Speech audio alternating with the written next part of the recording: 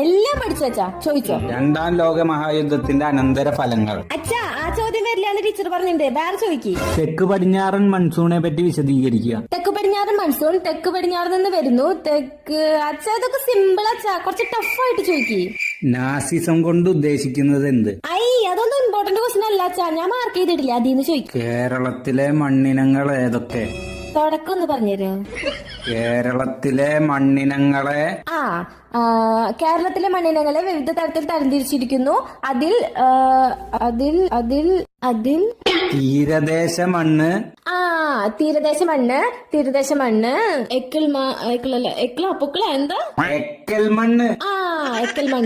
എക്കൽ മണ്ണ് തീരദേശ മണ്ണ്, എക്കൽ മണ്ണ്. പിന്നെ നല്ലൊരു പേരുണ്ടായിരുന്നല്ലോ അച്ഛാ, ലാറ്ററൈറ്റ് മണ്ണ്.